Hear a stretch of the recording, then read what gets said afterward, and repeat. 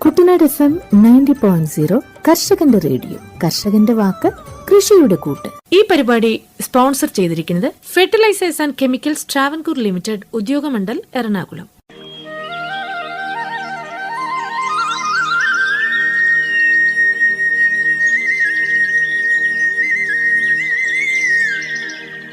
എന്താണ് PM PRANAM scheme? PM PRANAM എന്നാൽ മാതൃഭൂമിയുടെ പുനഃസ്ഥാപനം, അവബോധം, പോഷണം, മെച്ചപ്പെടുത്തൽ എന്നിവയ്ക്കായുള്ള കേന്ദ്ര സർക്കാരിൻ്റെ പദ്ധതിയെ സൂചിപ്പിക്കുന്നു. കേന്ദ്ര സർക്കാർ 2023-24 ബജറ്റിലാണ് PM പ്രണാം ആദ്യമായി പ്രഖ്യാപിച്ചത്. ഇതര വളങ്ങൾ സ്വീകരിക്കാൻ സംസ്ഥാനങ്ങളെ പ്രേരിപ്പിച്ച് രാസവളങ്ങളുടെ ഉപയോഗം കുറയ്ക്കുകയാണ് പദ്ധതി ലക്ഷ്യമിടുന്നത്. എന്താണ് PM പ്രണാം പദ്ധതിയുടെ ലക്ഷ്യങ്ങൾ? ജൈവവളങ്ങളോട് ചേർന്ന് രാസവളങ്ങളുടെ സമീകൃത ഉപയോഗം പ്രോത്സാഹിപ്പിക്കുക. 2022-23 ഏകദേശം 2.25 ലക്ഷം കോടി രൂപയായിരുന്ന രാസവളങ്ങളുടെ സബ്സിഡി ഭാരം കുറയ്ക്കുക.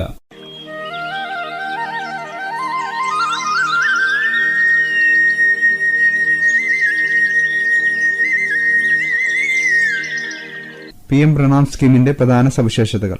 Department of fertilisers, chemicals and fertilisers മന്ത്രാലയത്തിന്റെ കീഴിലുള്ള സ്കീമുകൾക്ക് നിലവിലുള്ള വളം സബ്സിഡികൾ ലാഭിക്കുന്നതിലൂടെയാണ് പദ്ധതിക്ക് ധനസഹായം നൽകുന്നത്. PM പ്രണാം പദ്ധതിക്ക് പ്രത്യേക ബജറ്റ് ഉണ്ടാകില്ല.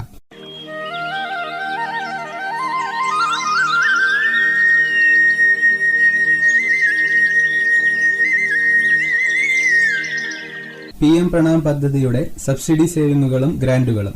സബ്സിഡി സമ്പാദ്യത്തിന്റെ 50% കേന്ദ്രം സംസ്ഥാനങ്ങൾക്ക് ഗ്രാന്റായി നൽകും. ഗ്രാന്റിന്റെ 70% വിവിധ തലങ്ങളിലുള്ള ബദൽ വളങ്ങളും ഉൽപാദന യൂണിറ്റുകളും സാങ്കേതികമായി സ്വീകരിക്കുന്നതുമായി ബന്ധപ്പെട്ട ആസ്തികൾ സൃഷ്ടിക്കാൻ ഉപയോഗിക്കാം. ശേഷിക്കുന്ന 30% കർഷകർ, പഞ്ചായത്തുകൾ, വളം കുറയ്ക്കൽ, ബോധവൽക്കരണം എന്നിവയിൽ ഏർപ്പെട്ടിരിക്കുന്ന മറ്റ് പങ്കാളികൾക്ക് പ്രതിഫലം നൽകാനും പ്രോത്സാഹിപ്പിക്കാനും ഉപയോഗിക്കാം.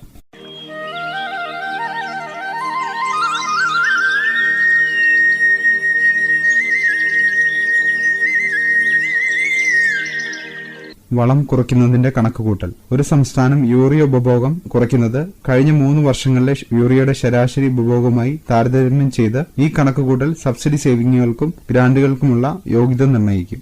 സുസ്ഥിര കൃഷിയുടെ പ്രോത്സാഹനം. ജൈവവളങ്ങളുടെ ഉപയോഗം പ്രോത്സാഹിപ്പിക്കുന്നത് സുസ്ഥിര കാർഷിക രീതികളെ പ്രോത്സാഹിപ്പിക്കും. ഇത് മണ്ണിന്റെ ഫലഭൂയിഷ്ഠിത വർദ്ധിപ്പിക്കുകയും പരിസ്ഥിതി മലിനീകരണം കുറയ്ക്കുകയും ദീർഘകാല കാർഷിക ഉൽപാദനക്ഷമതയെ പിന്തുണയ്ക്കുകയും ചെയ്യും. ഈ പരിപാടി നിങ്ങൾക്കായി അവതരിപ്പിക്കുന്നത് FECT, ഉദ്യോഗമണ്ഡൽ, എറണാകുളം.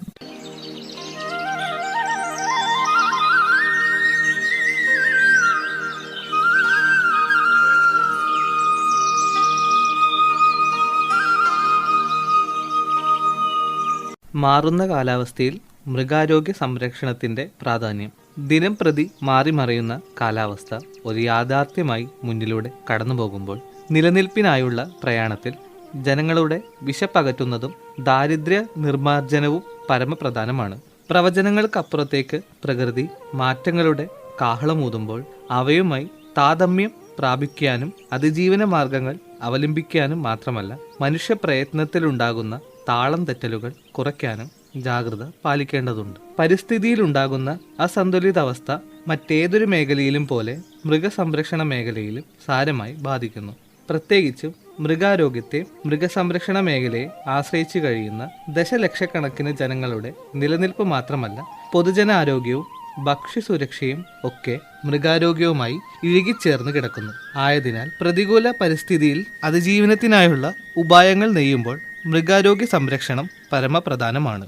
രോഗമില്ലാത്ത അവസ്ഥ എന്നത് ശാരീരിക പ്രവർത്തനങ്ങൾ സാധാരണഗതിയിൽ സുഗമമായി നടക്കുന്നു എന്നതിൻ്റെ സൂചനയാണ്. ചുറ്റുപാടുകളിൽ നിന്നുള്ള സമ്മർദ്ദവും സൂക്ഷ്മാണുക്കളും ഉരുക്കുകളുടെ അവയവ വ്യൂഹങ്ങളും തമ്മിലുള്ള പ്രതിപ്രവർത്തനങ്ങളുടെ സന്തുലിത അവസ്ഥയാണ് അവയുടെ ആരോഗ്യസ്ഥിതി. ഇവയിൽ ഏതെങ്കിലും ഒരു ഘടകത്തിനുണ്ടാകുന്ന താളപ്പിഴകൾ രോഗാവസ്ഥയായി പ്രകടമാകും. മൃഗഭക്ഷ്യോൽപാദനത്തിനായി ഉപയോഗിക്കുന്ന ഉരുക്കളെ സമ്മർദ്ദമില്ലാത്ത സാഹചര്യത്തിൽ വളർത്തുകയും മൃഗക്ഷേമം ഉറപ്പാക്കുന്ന പരിപാലന മുറകൾ അവലംബിക്കുകയും ചെയ്താൽ സ്വാഭാവികമായും അവയിൽ നിന്നും കൂടുതൽ ഉൽപാദനം പ്രതീക്ഷിക്കാം. പാലിനും ഇറച്ചിക്കും മുട്ടയ്ക്കുമായി വളർത്തുന്ന ഉരുക്കളെ സംബന്ധിച്ചിടത്തോളം വർദ്ധിച്ച ഉൽപാദനം തന്നെ അവയെ സമ്മർദ്ദത്തിലാക്കുന്നുണ്ട്. അതോടൊപ്പം അപ്രതീക്ഷിതമായി ഉണ്ടാകുന്ന തീക്കാറ്റും വെള്ളപ്പൊക്കവും വരൾച്ചയും താപസമ്മർദ്ദവുമെല്ലാം അവയുടെ സഹനശേഷി കുറയ്ക്കും. ശാരീരിക പ്രവർത്തനങ്ങൾ സുഗമമായി നടക്കുന്നതിനാവശ്യമായ സാഹചര്യങ്ങളിലുണ്ടാകുന്ന മാറ്റങ്ങൾ ഉരക്കളുടെ ആരോഗ്യസ്ഥിതിയിൽ മാറ്റം വരുത്തുകയും നിലനിൽപ്പ് അപകടത്തിലാക്കുകയും ചെയ്യും. മാത്രമല്ല, കാലാവസ്ഥയിൽ പെട്ടെന്നുണ്ടാകുന്ന മാറ്റങ്ങൾ സൂക്ഷ്മാണുക്കൾ പെരുകുന്നതിനും ദേശഭേദമില്ലാതെ പകർച്ചവ്യാധികൾ അനിയന്ത്രിതമായി പൊട്ടിപ്പുറപ്പെടുന്നതു കാരണമാകും. കന്നുകാലികളിലും ആടുകളിലും കോഴികളിലുമെല്ലാം ഉണ്ടാകുന്ന രോഗാവസ്ഥ അവയിൽ നിന്നുള്ള ഭക്ഷ്യോൽപാദനം കുറയ്ക്കും എന്നത് എടുത്തു പറയേണ്ടതില്ലല്ലോ. ഉരുക്കളിൽ നിന്നുള്ള ഉൽപാദനത്തിലുണ്ടാകുന്ന കുറവ് മൂലം പോഷക സമൃദ്ധമായ ആഹാര വസ്തുക്കൾ ലഭ്യമല്ലാത്ത സാഹചര്യം ഉടലെടുക്കും. സുരക്ഷിത ഭക്ഷണം ഉറപ്പാക്കാൻ സാധിക്കാതെ വരുന്നത് പൊതുജനാരോഗ്യ പ്രശ്നങ്ങളിലേക്ക് നയിക്കും. അതിനാൽ കാലാവസ്ഥ മാറ്റത്തിന്റെ കാരണങ്ങൾ കണ്ടുപിടിച്ച് നിയന്ത്രിക്കുന്നതിനൊപ്പം വളർത്തുമൃഗങ്ങൾക്ക് ഈ മാറ്റങ്ങളോട് താരതമ്യം പ്രാപിക്കാനുതകുന്ന തരത്തിലുള്ള പരിപാലന രീതികൾ സ്വാംശീകരിക്കുകയും പ്രാവർത്തികമാക്കുകയും ചെയ്യേണ്ടത് അനിവാര്യമാണ്. ഒപ്പം വളർത്തുമൃഗങ്ങൾ മൂലം അന്തരീക്ഷ താപനിലയിലുണ്ടാകുന്ന വ്യതിയാനങ്ങളുടെ ആക്കം കുറയ്ക്കുകയും വേണം. ദഹന പ്രക്രിയയുടെ ഭാഗമായി കന്നുകാലികളുടെ ആമാശയ അറകളിൽ നിന്നും പുറത്തേക്ക് വരുന്ന മീഥേനാണ് ആഗോള താപനത്തിന് കാരണമായി കാലാവസ്ഥ വ്യതിയാനത്തിലേക്ക് നയിക്കുന്ന ഏറ്റവും ദോഷകരമായ ഹരിതഗൃഹവാതകം. ഭക്ഷ്യസ്രോതസ്സുകളായ ഉരുക്കളിൽ നിന്നും വമിക്കുന്ന ദൂഷ്യവാതകങ്ങളുടെ അളവ് നിയന്ത്രിക്കുന്നതിനുള്ള മാർഗങ്ങൾ പലതാണ്. ഏറ്റവും എളുപ്പം എന്ന് തോന്നുന്നത് ഉരുക്കളുടെ പ്രത്യേകിച്ചും കന്നുകാലികളുടെ എണ്ണം കുറയ്ക്കുക തന്നെയാണ്. ജനസംഖ്യാ വർധനവിനനുസരിച്ച് പോഷക സമ്പുഷ്ട ഭക്ഷണം ഉറപ്പാക്കേണ്ടതിനാൽ പക്ഷിമൃഗാദികളിൽ നിന്നുള്ള ഉൽപാദനം കുറയ്ക്കുവാൻ കഴിയില്ല എന്നതാണ് യാഥാർത്ഥ്യം. വർദ്ധിച്ചു വരുന്ന ആവശ്യകതയ്ക്ക് അനുസരിച്ച് പാലിന്റെയും ഇറച്ചിയുടെയും മുട്ടയുടെയും ഉൽപാദനം നിലവിലെ അളവിൽ നിന്നും കൂട്ടേണ്ടതും കാലത്തിന്റെ ആവശ്യകത ആണ്. അതേസമയം മൃഗ ഭക്ഷ്യോൽപാദന ശൃംഖലയിൽ നിന്നും പ്രത്യേകിച്ച് കന്നുകാലികളിൽ നിന്നും പുറത്തേക്ക് വമിക്കുന്ന ഹരിതഗൃഹവാതകങ്ങൾ ഉണ്ടാക്കുന്ന പാരിസ്ഥിതിക പ്രശ്നങ്ങൾക്ക് പരിഹാരം കാണുകയും വേണം. ഉദാഹരണത്തിന്, പാൽ ഉൽപാദനത്തിന് സ്വയം പര്യാപ്തതയിലേക്ക് എത്താനായി അതാത് ദേശങ്ങൾക്ക് അനുയോജ്യമായ ഉൽപാദനക്ഷമത കൂടിയ മുന്തിയ കന്നുകാലികളെ വളർത്താം. അതുപോലെ അവയിൽ നിന്നും മികച്ച ഉൽപാദനം കിട്ടുന്നതിനുള്ള പ്രായോഗിക മാർഗങ്ങൾ കർഷകരെ കൊണ്ട് പ്രാവർത്തികമാക്കാം. എന്നാൽ ഉരുക്കളുടെ എണ്ണം കൂട്ടാതെ തന്നെ അവയുടെ ഉൽപാദനവും ഉൽപാദനക്ഷമതയും കൂടുകയും അവയിൽ നിന്നും ഹരിതഗൃഹവാതക നിർഗമനം കുറയ്ക്കുകയും ചെയ്യുകയാണെങ്കിൽ സുസ്ഥിര വികസന പാത തുറക്കുവാൻ കഴിയും. ഉൽപാദനക്ഷമത കുറഞ്ഞവയെ കണ്ടെത്തി ഒഴിവാക്കിക്കൊണ്ടും ജനിതക മൂല്യം കൂടുതലുള്ളവയെ കണ്ടെത്തി തിരഞ്ഞെടുത്ത് ആരോഗ്യ സംരക്ഷണം ഉറപ്പാക്കിക്കൊണ്ട് ഉൽപാദന ലക്ഷ്യത്തിലേക്ക് എത്തുകയും ചെയ്യണം. കന്നുകാലി സമ്പത്തിലുപരി അവയുടെ ഉൽപാദന പ്രത്യുൽപാദന വളർച്ച സൂചികൾക്കാണ് പ്രാധാന്യം നൽകേണ്ടത്. ഒരു വശത്ത് കാലാവസ്ഥയിലെ ഏറ്റക്കുറച്ചിലുകൾ ഉരുക്കളുടെ ആരോഗ്യസ്ഥിതിയെ പ്രതികൂലമായി ബാധിക്കുന്നു. മറുവശത്ത് രോഗാവസ്ഥയിലുള്ള ഉരുക്കൾ കാലാവസ്ഥ മാറ്റത്തിന് ആക്കം കൂട്ടുന്നു. ആരോഗ്യസ്ഥിതി വീണ്ടെടുത്ത് ശാരീരിക പ്രവർത്തനങ്ങൾ നേരെയാകുന്നതുവരെയുള്ള കാലയളവിൽ രോഗബാധിതരായ ഉരുക്കളുടെ ഉൽപാദനം കുറയ്ക്കുകയും ചെയ്യും. നിലവിലുള്ള ഉരുക്കളുടെ തന്നെ ഉൽപാദനക്ഷമത പൂർണ്ണമായി ഉപയോഗിക്കപ്പെടുന്നില്ല എന്നതും ഒരു വസ്തുതയാണ്. ശാസ്ത്രീയ തീറ്റ പരിപാലന രീതികൾ പ്രാവർത്തികമാക്കുന്നതിലെ അപര്യാപ്തതകളും രോഗങ്ങളുമാണ് ഇതിന് പ്രധാന കാരണം. വരുമാനത്തെയും ഉൽപാദനത്തെയും സാരമായി ബാധിക്കുന്ന രോഗങ്ങൾ തിരിച്ചറിഞ്ഞ് മുൻഗണന കൊടുത്ത് പ്രതിരോധ മാർഗങ്ങൾ അവലംബിക്കുകയും പകർച്ചവ്യാധികളുടെ വ്യാപനം നിയന്ത്രിക്കുകയും ചെയ്യേണ്ടത് അത്യാവശ്യമാണ്. കന്നുകാലികളുടെ ഉൽപാദനം കുറയ്ക്കുന്ന പ്രധാന രോഗങ്ങളായ അകിടുവീക്കം, കുളമ്പ് രോഗം, വിരബാധ എന്നീ അസുഖങ്ങൾ നിയന്ത്രിക്കുക വഴി തന്നെ വലിയൊരു പങ്ക് ഉൽപാദന നഷ്ടം ഒഴിവാക്കിക്കൊണ്ട് പാലുൽപാദനത്തിൽ സ്വയം പര്യാപ്തതയിലേക്കുള്ള സുസ്ഥിരപാത തുറക്കാം. ഈ പരിപാടി നിങ്ങൾക്കായി അവതരിപ്പിക്കുന്നത് FECT ഉദ്യോഗമണ്ഡൽ എറണാകുളം.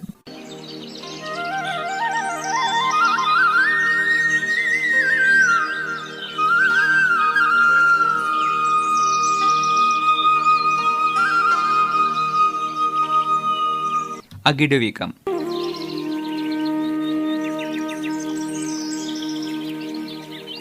കർഷകർക്ക് വൻ സാമ്പത്തിക നഷ്ടവും ഉൽപാദന നഷ്ടവും ഉണ്ടാക്കുന്ന അകിടുവീക്കം ശുചിത്വം ഉറപ്പാക്കുന്നതിലൂടെയും ശാസ്ത്രീയ കറവരീതികൾ അവലംബിക്കുന്നതിലൂടെയും പൂർണ്ണമായി മാറ്റി നിർത്താവുന്ന രോഗമാണ്. കറവയ്ക്ക് മുമ്പും പിമ്പും അകിടും കാമ്പുകളും അണുനാശിനികൾ ഉപയോഗിച്ച് കഴുകി വൃത്തിയാക്കുക എന്നത് തന്നെയാണ് അകിടുവീക്കത്തെ തടുക്കാനുള്ള ആദ്യപടി. കറവ കഴിഞ്ഞ് മുലക്കാമ്പുകൾ അയഡിൻ പോലുള്ള ലായനികളിൽ മുക്കുന്നതും പ്രധാനമാണ്. അകിടിലും കാമ്പിലുമുണ്ടാകുന്ന ചെറിയ പോറലുകളോ മുറിവുകളോ പോലും കണ്ടെത്തി ചികിത്സ നൽകുകയും വേണം. അപൂർണമായ കറവയും ക്രമം തെറ്റിയുള്ള കറവയും അകിടിൽ പാൽ അവശേഷിപ്പിക്കുകയും ചെയ്യുന്നത് അണുബാധയ്ക്ക് കാരണമാകുന്നു. തൊഴുത്തും പരിസരവും അണുവിമുക്തമായി വയ്ക്കേണ്ടതും അത്യാവശ്യമാണ്. പശുക്കൾക്ക് കറവയ്ക്കു ശേഷം തീറ്റ നൽകുന്ന രീതിയും ഗുണം ചെയ്യും. ഇടയ്ക്ക് പാൽ പരിശോധനയ്ക്ക് വിധേയമാക്കി പ്രകടലക്ഷണങ്ങൾ കാണിക്കാത്ത രോഗാവസ്ഥ ഇല്ല എന്ന് ഉറപ്പാക്കേണ്ടതാണ്.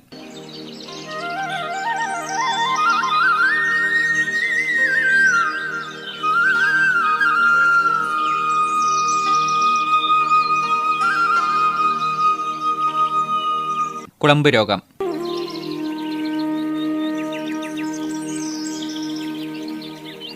ഉൽപാദനത്തെയും വരുമാനത്തെയും സാരമായി ബാധിക്കുന്ന മറ്റൊരു അസുഖമാണ് കുളമ്പ് രോഗം. കൃത്യമായ ഇടവേളകളിൽ നൽകുന്ന പ്രതിരോധ കുത്തിവയ്പ്പിലൂടെ പ്രതിരോധിക്കാം എന്നതാണ് കുളമ്പ് രോഗത്തിന്റെ പ്രത്യേകത. കേന്ദ്ര സംസ്ഥാന സർക്കാരുകളുടെ ആഭിമുഖ്യത്തിൽ സൗജന്യ പ്രതിരോധ കുത്തിവയ്പ്പുകൾ കന്നുകാലികൾക്ക് നൽകുന്നുണ്ട്. 4 മാസം പ്രായമെത്തുമ്പോൾ തന്നെ ആദ്യ കുത്തിവയ്പ്പും പിന്നീട് 6 മാസ ഇടവേളകളിൽ തുടർ കുത്തിവയ്പ്പും നൽകി കുളമ്പ് രോഗം പ്രതിരോധിക്കാം.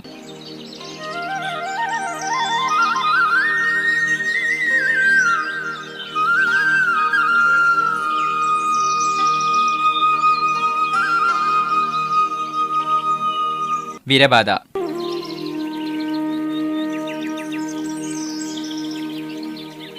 കേരളത്തിലെ കാലാവസ്ഥയിൽ ആന്തരപരാതങ്ങളായ വിരകളെ തടുക്കാനുള്ള മുൻകരുതലുകൾ എടുത്തില്ലെങ്കിൽ ഉരുക്കളുടെ വളർച്ച മുരടിക്കുകയും ഉൽപാദനത്തിലും വരുമാനത്തിലും വൻ നഷ്ടം സംഭവിക്കുകയും ചെയ്യും. കന്നുകാലികൾ ജനിച്ച് 2 ആഴ്ചയ്ക്കുള്ളിൽ ആദ്യ ഡോസ് വിരമരുന്ന് നൽകണം. ഗർഭിണി പശുക്കൾക്ക് ഗർഭകാലത്തിന്റെ അവസാന 3 മാസത്തിലും പ്രസവിച്ച് 10 ദിവസത്തിനകവും വിരമരുന്ന് നൽകുന്നത് കന്നുകുട്ടികളെ സംരക്ഷിക്കാൻ സഹായിക്കും. മഴക്കാലത്തിന്റെ ആരംഭത്തിനു മുമ്പായി വിരമരുന്നുകൾ നൽകുന്നത് നല്ലതാണ്. നിർദ്ദേശിക്കപ്പെട്ട അളവിലും കൂടുതലോ കുറവോ ആയി നൽകുന്ന മരുന്നുകൾ ഗുണത്തേക്കാളേറെ ദോഷം ചെയ്യും. വിരകൾ മരുന്നുകൾക്കെതിരെ പ്രതിരോധ ശക്തി ആർജിക്കുന്നതിന് ഇടയാക്കും. ആയതിനാൽ ആവശ്യമെങ്കിൽ വിദഗ്ധ ഉപദേശപ്രകാരം മാത്രം വിരമരുന്ന് നൽകുവാൻ ശ്രദ്ധിക്കണം. നമ്മുടെ പ്രധാന ആഹാര സ്രോതസ്സുകളായ വളർത്തുമൃഗങ്ങൾക്കുണ്ടാവുന്ന രോഗങ്ങൾ ആരംഭത്തിൽ തന്നെ തിരിച്ചറിഞ്ഞ് ചികിത്സിക്കുകയും അവയെ പ്രതിരോധിക്കുകയും നിയന്ത്രിക്കുകയും ചെയ്യേണ്ടതാണ് നമ്മുടെ കടമ. ആഗോളതലത്തിൽ പാലുൽപാദനത്തിൽ 1-ാം സ്ഥാനത്ത് നിൽക്കുന്ന ഇന്ത്യ പശുക്കളുടെയും എരുമകളുടെയും എണ്ണത്തിൽ മുന്നിലാണ്. ഭക്ഷ്യോൽപാദനത്തിനായി ഉപയോഗിക്കുന്ന പക്ഷിമൃഗാദികളിൽ കന്നുകാലികളിൽ നിന്നാണ് കൂടുതൽ ഹരിതഗൃഹവാതകങ്ങൾ നിർഗമിക്കുന്നത് എന്ന് കരുതപ്പെടുന്നത്. അതുകൊണ്ടുതന്നെ മൃഗ ഭക്ഷ്യോൽപാദന ശൃംഖലയിൽ നിന്നുള്ള ഹരിതഗൃഹവാതക നിർഗമനം കുറയ്ക്കുന്നതിന് വേണ്ട നടപടികൾ അടിയന്തരമായി കൈക്കൊള്ളേണ്ടതുണ്ട്. ഉരുക്കളുടെ എണ്ണത്തേക്കാൾ അവയുടെ ഉൽപാദനത്തിനും ഉൽപാദനക്ഷമതയ്ക്കും പ്രാധാന്യം നൽകണം. ഉൽപാദനക്ഷമത കൂടുതലുള്ളതും ദോഷകാലങ്ങൾക്ക് യോജിച്ചതുമായ ഉരുക്കളെ തിരഞ്ഞെടുക്കുകയും ഉൽപാദന സൂചികകൾ കുറഞ്ഞവരെ ഒഴിവാക്കുകയും തീറ്റയിൽ നിന്നുള്ള മീഥേൻ ഉൽപാദനം കുറയ്ക്കുവാൻ ഉതകുന്ന പരിപാലന മുറകൾ അവലംബിക്കുകയും ചെയ്യുക വഴി നിലവിലെ കന്നുകാലി സമ്പത്ത് വ്യത്യാസപ്പെടുത്താതെ തന്നെ പാലുൽപാദനം കൂട്ടാൻ കഴിയും. ഉൽപാദനത്തെ ദോഷകരമായി ബാധിക്കുകയും കർഷകർക്ക് കൂടുതൽ സാമ്പത്തിക നഷ്ടം ഉണ്ടാക്കുകയും ചെയ്യുന്ന രോഗങ്ങൾ കണ്ടെത്തി തടയുകയും ഉരുക്കുകളുടെ ഉൽപാദനക്ഷമത പരമാവധി ഉപയോഗപ്പെടുത്താൻ കഴിയും. ഇതുവഴി മൃഗോൽപാദന ശൃംഖലയിൽ നിന്നും വിനാശകരമായ ഹരിതഗൃഹവാതകങ്ങൾ കുറച്ചുകൊണ്ട് വർദ്ധിച്ച ആവശ്യകത നിറവേറ്റാനും സാധിക്കും. ഈ പരിപാടി നിങ്ങൾക്കായി അവതരിപ്പിക്കുന്നത് FACT ഉദ്യോഗമണ്ഡൽ എറണാകുളം. അടുത്തതായി കാർബൺ ന്യൂട്രലിനെ കുറിച്ച് പരിചയപ്പെടാം. കാലാവസ്ഥയിലെ മാറ്റങ്ങൾ ശാസ്ത്രലോകത്തെ മാത്രമല്ല ലോകത്തിലെ മിക്കവാറും വിഭാഗങ്ങളെ പോലും ആശങ്കാകുലരാക്കുന്ന ഒരു ഘട്ടത്തിലെത്തി നിൽക്കുകയാണ് ഇപ്പോൾ. വ്യവസായ വിപ്ലവപൂർവ്വ കാലഘട്ടത്തിലെ കാർബൺ ഡയോക്സൈഡ് 250 ppm നിന്നും ഇപ്പോൾ 420 ppm കടന്നിരിക്കുന്നു. ആഗോള താപനനിലയിലെ ക്രമാതീതമായ വർധനവ് ഭൂമിയിലെ എല്ലാ ആവാസ വ്യവസ്ഥകളെയും ദോഷകരമായി ബാധിക്കുന്ന തരത്തിൽ എത്തിച്ചേർന്നിരിക്കുന്നു. താപന വർധനവ് മൂലമുണ്ടാകുന്ന രൂക്ഷ കാലാവസ്ഥാ പ്രതിഭാസങ്ങൾ ലോകമെങ്ങും നടമാടുന്നു. താപന വർധനവിന് കടിഞ്ഞാണിടുന്ന പ്രവർത്തനങ്ങളിലൂടെ മാത്രമേ ആഗോള താപനില നിയന്ത്രണ വിധേയമാക്കാനാകൂ. താപന നിയന്ത്രണത്തിന് എല്ലാ തരത്തിലുമുള്ള കൂട്ടായ പരിശ്രമങ്ങൾ ആവശ്യമാണ്. നിലവിലുള്ള കാർബൺ ബഹിർഗമനത്തിന്റെ തോത് കുറച്ചുകൊണ്ട് ഭൂമിയുടെ നിലനിൽപ്പിനെ സംരക്ഷിക്കേണ്ടത് അനിവാര്യമാണെന്ന തിരിച്ചറിവാണ് ലോകരാജ്യങ്ങളെ ശക്തമായ നടപടികൾക്ക് നിർബന്ധിതരാക്കുന്നത്. ഈ പശ്ചാത്തലത്തിലാണ് കാർബൺ ന്യൂട്രൽ, സീറോ കാർബൺ ഫുട് പ്രിന്റ്, നെറ്റ് സീറോ എന്നീ പദപ്രയോഗങ്ങൾ നമുക്ക് പരിചിതമാകുന്നത്. എന്താണ് കാർബൺ ന്യൂട്രൽ? ഹരിതഗൃഹവാതകങ്ങളുടെ ബഹിർഗമന തോതും അതിന്റെ പ്രകൃതിയിലേക്കുള്ള ആഗിരണ ശേഷിയും തുല്യമായിരിക്കുന്ന അവസ്ഥയാണ് കാർബൺ തുലിതാവസ്ഥ അഥവാ കാർബൺ ന്യൂട്രൽ. അതായത് മാനുഷിക ഇടപെടലുകളിലൂടെയും പ്രക്രിയകളിലൂടെയും അന്തരീക്ഷത്തിലേക്ക് പുറന്തള്ളുന്ന കാർബണിന് തുല്യമായ അളവിലുള്ള കാർബൺ മരങ്ങളെ വെച്ചുപിടിപ്പിച്ചും മറ്റുപാധികൾ സ്വീകരിച്ചും സ്വാംശീകരിക്കുന്നതാണ് കാർബൺ ന്യൂട്രൽ സാഹചര്യം. ഹരിതഗൃഹവാതകങ്ങളുടെ തോത് കുറച്ച് ആഗോള താപനത്തെ ചെറുക്കുന്നതിനായി വികസന പ്രക്രിയകളെ ക്രമീകരിക്കുന്നതിനാണ് കാർബൺ തുലിത വികസനം എന്നുകൊണ്ട് ഉദ്ദേശിക്കുന്നത്. വിവിധങ്ങളായ വ്യാവസായിക, സാമൂഹ്യ, സാമ്പത്തിക വികസന ജീവിത പ്രക്രിയകളിലൂടെ പുറന്തള്ളപ്പെടുന്ന കാർബൺ ഡയോക്സൈഡിൻ്റെയും മറ്റു കാർബൺ വാതകങ്ങളുടെയും അളവ് നിശ്ചയിച്ച് പാരിസ്ഥിതി സൗഹൃദ ക്രമീകരണത്തിലൂടെ കുറയ്ക്കേണ്ടത് അനിവാര്യമാണ്. കാർബൺ തുലിത വികസനത്തിലൂടെ പ്രകൃതി സംരക്ഷണം, ഊർജ സ്വയം പര്യാപ്തത, സാമ്പത്തിക ക്ഷേമം എന്നീ ആശയങ്ങളെ മുന്നോട്ട് വയ്ക്കുന്നു. കാർബൺ ഡയോക്സൈഡിന്റെ ഉദ്ഗമനം നീക്കം ചെയ്യുക എന്നത് ആഗോള താപനം തടയുന്നതിനുള്ള നിർണായക ലക്ഷ്യങ്ങളിലൊന്നാണ്. നിലവിൽ ആഗോള താപനവും കാലാവസ്ഥാ വ്യതിയാനത്തിനുള്ള പ്രധാന കാരണങ്ങൾ മനുഷ്യരുടെ ഇടപെടലുകളാണ്. കാലാവസ്ഥാ വ്യതിയാനത്തെക്കുറിച്ച് ആഗോളതലത്തിൽ ലഭ്യമായ ഏറ്റവും പുതിയതും പ്രസക്തവുമായ വിവരങ്ങൾ വിലയിരുത്തി റിപ്പോർട്ടുകൾ തയ്യാറാക്കുകയാണ് IPCC ചെയ്യുന്നത്. 2015 പാരീസ് ഉടമ്പടിയുടെ ഭാഗമായി രാജ്യങ്ങൾ അവരുടെ കാർബൺ ബഹിർഗമനം കുറച്ചുകൊണ്ടുവരുന്നതിനുള്ള ഉപാധികൾ കണ്ടെത്തുന്നതിനും അത് യാഥാർത്ഥ്യമാക്കുന്നതിനായി പദ്ധതികൾ ആവിഷ്കരിച്ച് നടപ്പാക്കുകയും ചെയ്യുന്നുണ്ട്. പൂർണ്ണമായും കാർബൺ ഇല്ലാതാക്കാൻ എളുപ്പമല്ലെങ്കിലും ഓരോ രാജ്യത്തിൻ്റെയും അന്തരീക്ഷത്തിന് താങ്ങാവുന്ന നിരക്കിൽ ഹരിതഗൃഹവാതകങ്ങളെ നിയന്ത്രിച്ചു നിർത്തുക എന്നതാണ് നെറ്റ് സീറോ കാർബൺ എമിഷൻ എന്നുകൊണ്ട് ഉദ്ദേശിക്കുന്നത്. ആഗോള കാർബൺ വാതക പുറന്തള്ളൽ 2030ഓടെ നിലവിലുള്ളതിൻ്റെ 45% കുറയ്ക്കുക, 2050ഓടെ നെറ്റ് സീറോ ആക്കുക എന്നതാണ് 2021 ഒക്ടോബറിൽ ഐക്യരാഷ്ട്രസഭയുടെ നേതൃത്വത്തിൽ സ്കോട്ട്ലൻഡിലെ ഗ്ലാസ്ഗോയിൽ നടന്ന COP26 എന്ന കാലാവസ്ഥാ വ്യതിയാന ഉച്ചകോടിയുടെ നിർദ്ദേശങ്ങൾ. ഐക്യരാഷ്ട്രസഭയുടെ ആഭിമുഖ്യത്തിലുള്ള കാലാവസ്ഥാ ഉച്ചകോടിയുടെ 28ാമത് സമ്മേളനം ദുബായിൽ എക്സ്പോ സിറ്റിയിൽ 2023 നവംബർ 30 മുതൽ ഡിസംബർ 12 വരെയുള്ള ദിവസങ്ങളിൽ നടക്കുകയുണ്ടായി. പ്രധാനമായും 4 കാര്യങ്ങളെ കേന്ദ്രീകരിച്ചുള്ള ഉച്ചകോടി എന്ന നിലയിലാണ് COP28 ആസൂത്രണം ചെയ്യപ്പെട്ടിരിക്കുന്നത്.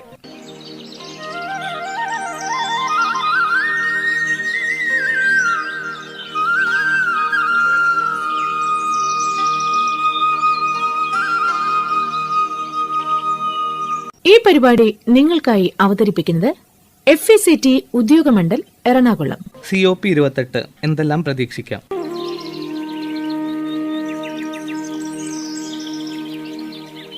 ആഗോളതാപനം വ്യവസായ വിപ്ലവ പൂർവ്വകാല ശരാശരിയിൽ നിന്നും 1.5% വർധനവിൽ പരിമിതപ്പെടുത്താൻ കഴിയും വിധം കാർബൺ ഉത്സർജനം കുറച്ചു കൊണ്ടുവരാനുള്ള നടപടികൾ ഊർജിതമാക്കുക. ഈ ദിശയിൽ ബദൽ ഊർജ സ്രോതസ്സുകൾ വികസിപ്പിച്ച് ഫോസിൽ ഇന്ധന ഉപയോഗം കുറയ്ക്കാൻ ഓരോ രാഷ്ട്രവും പാരീസ് സമ്മേളനത്തിൽ മുന്നോട്ട് വെച്ച സ്വയം പ്രഖ്യാപിത ലക്ഷ്യങ്ങൾ എത്രമാത്രം കൈവരിച്ചു എന്നുള്ളത് COP 28 വിലയിരുത്തി. അവികസിത വികസ്വര രാഷ്ട്രങ്ങൾക്ക് കാലാവസ്ഥ ദുരന്ത ലഘൂകരണത്തിനും ജീവൽ പ്രശ്ന പരിഹാരങ്ങൾക്കും പാരീസ് കൺവെൻഷൻ തീരുമാന പ്രകാരമുള്ള ധനിക രാഷ്ട്രങ്ങളുടെ സഹായ വാഗ്ദാനങ്ങൾ നടപ്പിലാക്കിയത് സംബന്ധിച്ച് വിലയിരുത്തൽ. അതോടൊപ്പം തന്നെ അവർക്ക് ബദൽ ഊർജ സ്രോതസ്സുകൾ വികസിപ്പിക്കാൻ ആവശ്യമായ സാങ്കേതിക വിദ്യ സഹായങ്ങൾ നൽകാനുള്ള നടപടികൾ കൈക്കൊള്ളുന്നു സംബന്ധിച്ചുള്ള അവലോകനം. പ്രകൃതിയെയും ജനങ്ങളെയും, പ്രത്യേകിച്ച് പാർശ്വവൽകൃത ജനങ്ങളെയും കേന്ദ്രസ്ഥാനത്ത് നിർത്തിയുള്ള കാലാവസ്ഥ ദുരന്ത ലഘൂകരണം, അനുകൂലനം, ജീവൽ പ്രശ്ന പരിഹാരങ്ങൾ എന്നിവ സംബന്ധിച്ച് ആലോചനകളും നടപടികളും തദ്ദേശീയ ജനവിഭാഗങ്ങൾക്ക് ഉൾപ്പെടെ എല്ലാ വിഭാഗം ജനങ്ങളുടെയും പങ്കാളിത്തം ഉറപ്പാക്കിക്കൊണ്ടുള്ള ചർച്ചകളുടെയും തീരുമാനങ്ങളുടെയും വേദിയായി COP 28. ഇതേവരെ രേഖപ്പെടുത്തിയ അന്തരീക്ഷ താപനില ഏറ്റവും ഉയർന്ന താപനിലയിലേക്കാണ് 2023 എത്തി നിൽക്കുന്നത്. ഒക്ടോബർ മാസത്തെ അന്തരീക്ഷ താപനില 1800കളുടെ അവസാന വർഷങ്ങളിലെ ശരാശരിയേക്കാൾ 1.7% വർധനവിലെത്തിയെന്നാണ് പഠനങ്ങൾ സൂചിപ്പിക്കുന്നത്.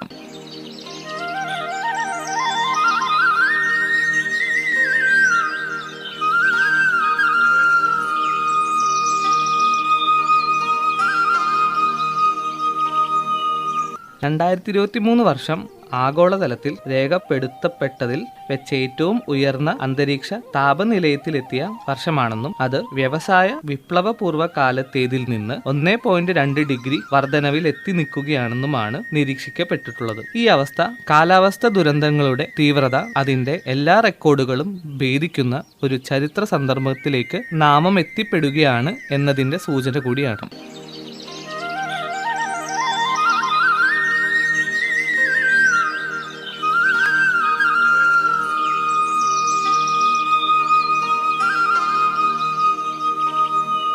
ഈ പരിപാടി നിങ്ങൾക്കായി അവതരിപ്പിക്കുന്നത് FECT Udyogamandal Ernakulam. Carbon zinc.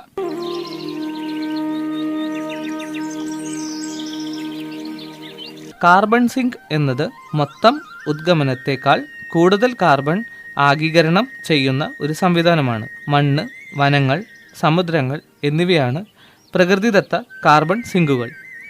സ്വാഭാവിക സംഭരണികൾ പ്രതിവർഷം 1.5 മുതൽ 11 ഗിഗാ ടൺ വരെ കാർബൺ ഡയോക്സൈഡ് നീക്കം ചെയ്യുന്നു എന്നാണ് പഠനങ്ങൾ സൂചിപ്പിക്കുന്നത്.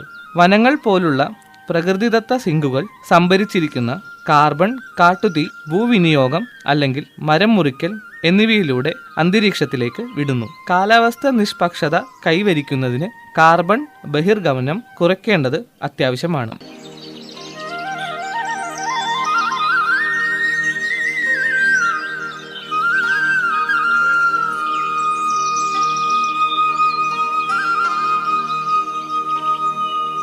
Carbon offsetting.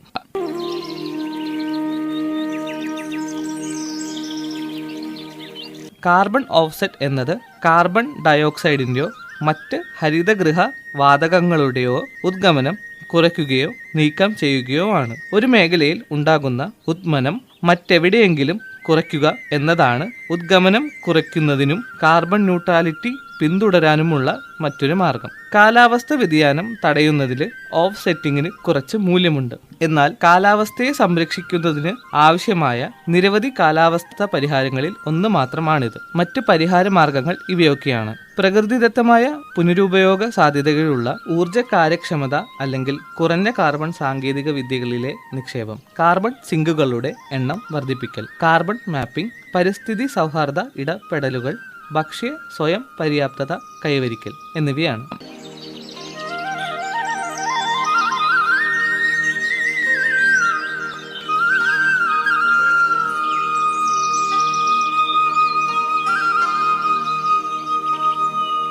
കാർബൺ ന്യൂട്രാലിറ്റി കൈവരിക്കുന്നതിനുള്ള സമീപനം.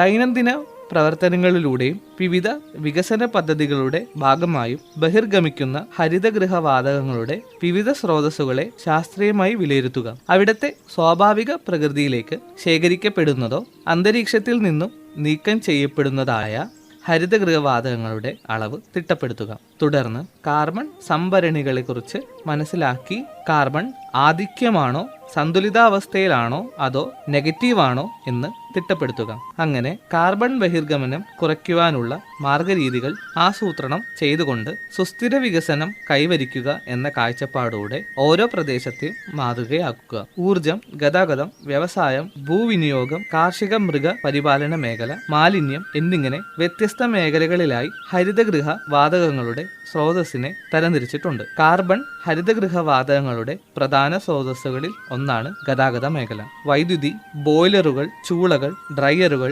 LPG, പ്രകൃതിവാതകം, കൽക്കരി, എണ്ണ, ഡീസൽ തുടങ്ങിയവയിലൂടെ ഊർജ ഉപയോഗമാണ് വ്യാവസായിക മേഖലയിലെ പ്രധാന ഉദ്ഗമന സ്രോതസ്സുകൾ. കാർഷിക മേഖലയിൽ നിന്നുള്ള ഉദ്ഗമനം പ്രധാനമായും നെൽകൃഷിയിൽ നിന്നും വിളകളുടെ അവശിഷ്ടം കത്തിക്കുന്നതിൽ നിന്നുമാണ്. എൻഡറിക് ഫെർമെന്റേഷൻ വഴിയും വളപരിപാലനത്തിലൂടെയുമാണ് മൃഗപരിപാലന മേഖലയിൽ ഉദ്ഗമന സ്രോതസ്സുകൾ. കാട്ടുതീ, വനനശീകരണം, ഖനനം മുതലായവയാണ് ഭൂവിനിയോഗ മേഖലയിലെ പ്രധാന ഉദ്ഗമന സ്രോതസ്സുകൾ. ലാൻഡ് ഫില്ലിംഗ്, ഇൻസിനറേഷൻ എന്നിവയാണ് ഉദ്ഗമനം ഉണ്ടാക്കുന്ന മാലിന്യ നിർമ്മാർജ്ജന രീതികൾ. വാതകങ്ങൾ. മീത്തേനും നൈട്രസ് ഓക്സൈഡുമാണ് ഇവിടത്തെ പ്രധാന ഉദ്ഗമന വാതകങ്ങൾ. രാജ്യത്തിന്റെ ആകെ ആഭ്യന്തര ഉൽപാദനത്തിന്റെ 3% തുല്യമായ അളവിൽ കാർബൺ കുറച്ചു കൊണ്ടുവരിക എന്നത് നമ്മുടെ നയപ്രഖ്യാപനമാണ്. ദിനംതോറും കൂടി വരുന്ന കാലാവസ്ഥാ പ്രതിഭാസങ്ങളെ നേരിടാനും ഹരിതഗൃഹവാതകങ്ങളുടെ ബഹിർഗമനം കുറയ്ക്കാനും രാജ്യത്തിന്റെ ആകെ ആഭ്യന്തര ഉൽപാദനത്തിന്റെ 3% തുല്യമായ അളവിൽ കാർബൺ കുറച്ചു കൊണ്ടുവരിക എന്നത് നമ്മുടെ നയപ്രഖ്യാപനമാണ്.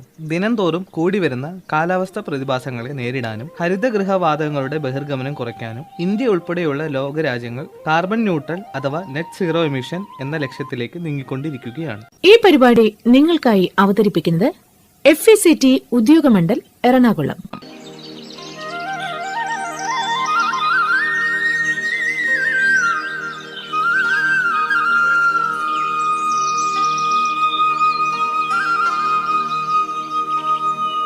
കാർഷിക മേഖലയിലെ കാർബൺ ന്യൂട്രൽ രീതി.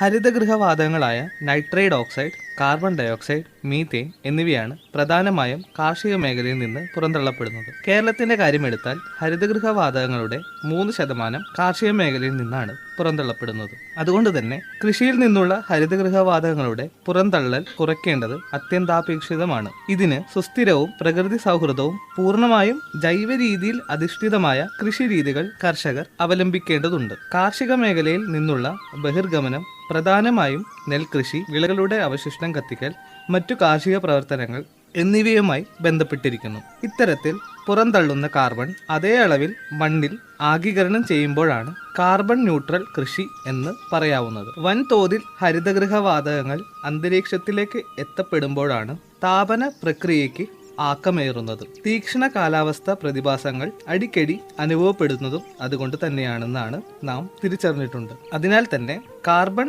ഉത്സർജനം പരിമിതപ്പെടുത്തിക്കൊണ്ട് തന്നെ ഒരു ജീവിതശൈലിയിലേക്ക് നാം മാറേണ്ടി വന്നേക്കും. ഉത്സർജനം കുറയ്ക്കാതെ താപന പ്രക്രിയയെ നിയന്ത്രിക്കാനാവില്ലെന്ന യാഥാർത്ഥ്യം തിരിച്ചറിഞ്ഞിട്ടും എന്തുകൊണ്ടാണ് ലോകരാഷ്ട്രങ്ങൾ തിരിഞ്ഞു നിൽക്കുന്നത്? അതുകൊണ്ട് തന്നെയാണ് ലോകരാജ്യങ്ങൾ ഒരു ബദൽ മാർഗമെന്ന നിലയ്ക്ക് പൂർണ്ണമായും കാർബൺ ന്യൂട്രൽ കൃഷിയിലേക്ക് മാറുന്നത്. ഇത് ഹരിതഗൃഹവാതകങ്ങളുടെ പ്രവാഹം തടയുക മാത്രമല്ല, ജൈവ വൈവിധ്യം ഉറപ്പാക്കാനും കാലാവസ്ഥാ വ്യതിയാനം തടയുവാനും സഹായിക്കും.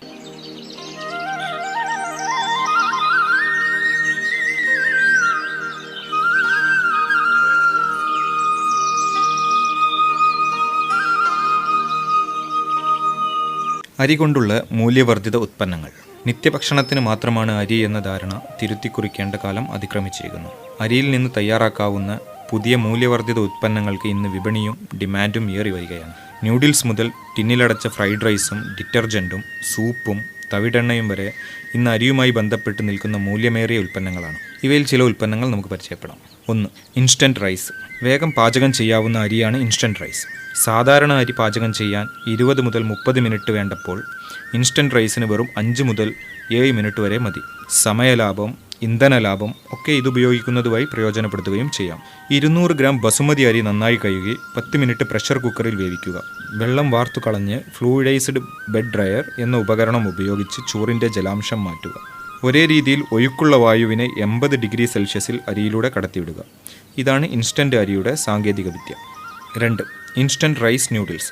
ചൈന, തായ്വാൻ എന്നിവിടങ്ങളിൽ അരി ന്യൂഡിൽസാണ് പ്രധാന ഭക്ഷണം. അരി ആദ്യം ആവി കയറ്റുന്നു. ഇങ്ങനെ 20 മുതൽ 90% കഞ്ഞിപ്പശ ലഭിക്കും.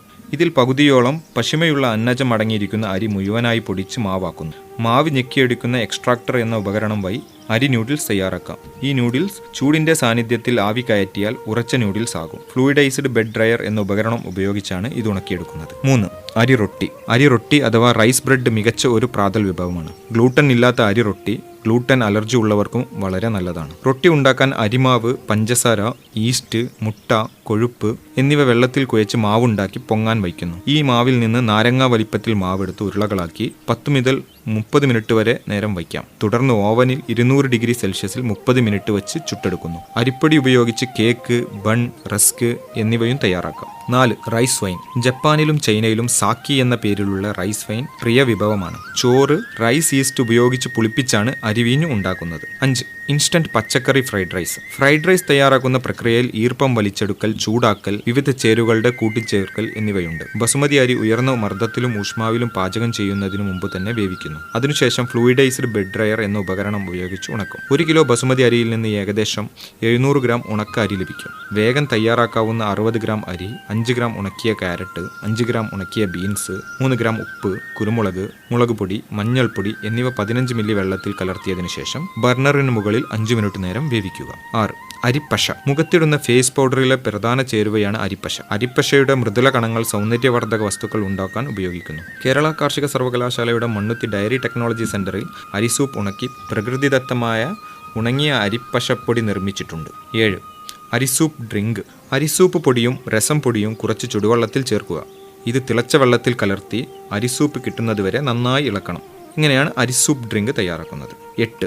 അരിസൂപ്പ് പച്ചക്കറി മിക്സ്. അരിസൂപ്പ് പൊടിയും ഉണങ്ങിയ പച്ചക്കറികളും ഗരം മസാലയും തിളപ്പിച്ച വെള്ളത്തിൽ ചേർത്ത് ഉണങ്ങിയ പച്ചക്കറികൾ വേകുന്നതുവരെ ഇളക്കുക.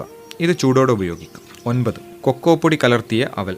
പ്രാതലിനും 4 മണി പലഹാരമായും സ്വാദിഷ്ടമായി ഉപയോഗിക്കാൻ പറ്റിയ വിഭവമാണിത്. 100 ഗ്രാം അവൽ 100 ഡിഗ്രി സെൽഷ്യസിൽ 1-2 മിനിറ്റ് ഉണക്കി പരുപരുത്ത് ചുരുണ്ട രൂപത്തിലാക്കുക. 50 മില്ലി വെള്ളത്തിൽ 100 ഗ്രാം പഞ്ചസാരയും 4 ഗ്രാം കൊക്കോ പൊടിയും ചേർത്ത് പഞ്ചസാര പാനീയം ഉണ്ടാക്കുന്നു. കൊക്കോ പൊടി ഒരേ രീതിയിൽ കലർന്ന് നൂൽപരുവമാവുന്നതുവരെ തുടർച്ചയായി ഇളക്കിക്കൊണ്ടിരിക്കുക. ഇത് 5-10 മിനിറ്റ് നേരം തണുക്കാൻ അനുവദിക്കുക. 10. തവിടെണ്ണ. പോഷക സമൃദ്ധവും ആരോഗ്യദായകവുമാണ് തവിടെണ്ണ അഥവാ rice bran oil. China, Taiwan, Thailand എന്നീ രാജ്യങ്ങൾ വൻതോതിൽ തവിടെണ്ണ ഉൽപ്പാദിപ്പിച്ച് കയറ്റുമതി ചെയ്യുന്നു. കൊളസ്ട്രോൾ നിയന്ത്രിക്കാൻ തവിടെണ്ണ ഉത്തമമാണ്. ഹൈദരാബാദിലെ Indian institute of chemical technology തവിടിൽ നിന്ന് എണ്ണ വേർതിരിക്കാനുള്ള സാങ്കേതിക വിദ്യ ലഭ്യമാക്കുന്നുണ്ട്. ഇവയ്ക്ക് പുറമെ മുളപ്പിച്ച അരി ഒരു മികച്ച ആരോഗ്യ ഭക്ഷണമാണ്. 1-2 ദിവസം നെല്ല് വെള്ളത്തിൽ കുതിർത്ത് മുളപ്പിച്ചെടുക്കുന്നതാണിത്. ഇതിന് പാചകമേന്മയും പോഷകഗുണവും കൂടും. കൂടാതെ നിരോക്സീകാരിക സമൃദ്ധവുമാണ്. പ്രമേഹം, ഹൃദ്രോഗം, അർബുദം, അൾഷിമേഴ്സ് പോലുള്ള രോഗങ്ങൾ മാറാൻ സഹായിക്കും. ഈ അരി ഉപയോഗിച്ച് rice ball, rice soup, bread, cookies എന്നിവയും തയ്യാറാക്കാം. 11. വാക്സ്. തവിടെണ്ണ ഉത്പാദിപ്പിക്കുമ്പോൾ കിട്ടുന്ന കുഴമ്പ് വേർതിരിച്ചെടുക്കുന്നതാണ് അരിയിൽ നിന്നുള്ള വാക്സ്. പഴങ്ങൾക്ക് പുറമെ തിളക്കവും മിനുമിനുപ്പും വർദ്ധിപ്പിക്കാൻ ഈ വാക്സ് പുരട്ടുന്നത് നല്ലതാണ്. അപായരഹിതവുമാണ്. ഇത് സംബന്ധിച്ച വിവരങ്ങൾ കേരള കാർഷിക സർവകലാശാലയുടെ centre of excellence in post harvest ടെക്നോളജിയിൽ ലഭിക്കും. ഈ പരിപാടി നിങ്ങൾക്കായി അവതരിപ്പിച്ചത് FACT ഉദ്യോഗമണ്ഡൽ എറണാകുളം. വീണ്ടും അടുത്തയാഴ്ച ഇതേ സമയം.